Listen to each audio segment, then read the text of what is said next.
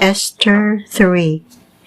Unya, usa ka panahon ni ana, gipasidunggan ni Hari Ahasuero ang usa ka tawo nga ginganlag Haman, nga anak ni Hamedata, ug usa ka taga Bogia, pinagi sa pagpauswag kaniya ngadto sa katungdanan sa pagka-primero ministro. Nagsugo ang hari nga ang tanang mga opisyal nga diha sa iyang serbisyo mutahod kang Haman pinaagi sa pagyukbo kaniya. Silang tanan mihimo niini gawas ni Mardoqueo nga nagdumili sa pagyukbo kang Haman. Ang ubang mga opisyal nga nag-alagad sa hari nangutana kaniya ngano nga wala siya magtuman sa sugo sa hari. Matag adlaw giawhag nila siya sa pagtuman apan wala siya mamati kanila. May pasabot siya sa pag-ingon, "Ako usa ka Kaldeo o dili ako makayukbo kang Haman." Busa gisuginla nila si Haman kun giunsa pagsupak ni Mardoqueo ang mga kasuguan sa hari.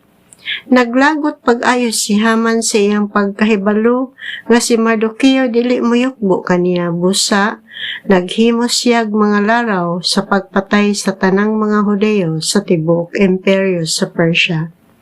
Sa ika-12 nga tuig sa pagmando ni Hari Ahasuero, nagsugo si Haman nga himuon ang ripa aron mahibaluan ang hustong adlaw ug bulan sa paglaglag sa tanang Hudeo sulod sa usa ka adlaw.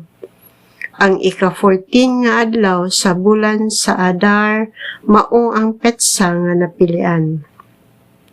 Busa giingnan ni Haman ang hari. Anay usa ka kaliwat sa mga tawo nga nakatag sa kanasuran sa tibok nimong imperyo. Nagtuman sila sa mga batasan nga lahi sa bisan unsang katawhan.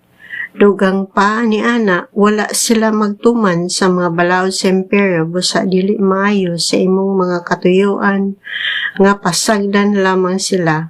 Kung makapahimuot kanimo kamahalan, pagpakanaog usa ka sugo nga kinahanglang patyon sila.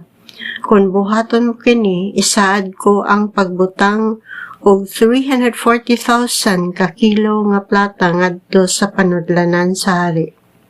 Gikuha sa hari ang iyang singsing nga gigamit niya sa pagtimaan sa mga kasuguan nga opisyal o gihatag kini ngadto kang Haman aron kasilyuhan ang sugo nga sulaton batok sa mga Hudeo.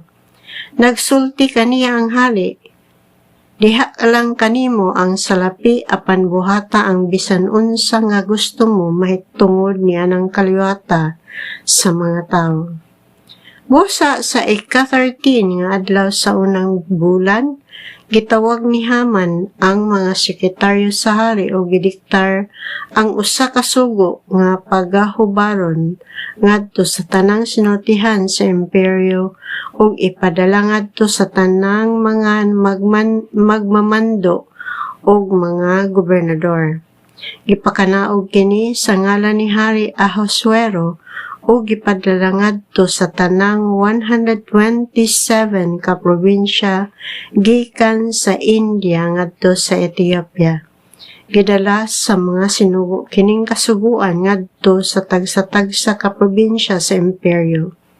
Nahisulat niini ang kamanduan nga sa usa ka adlaw lamang sa ika-12 nga bulan, ang bulan sa Adar, ang tanang mga Hudeo kinahanglang patyon ug ang ilang mga kabtangan sakmiton.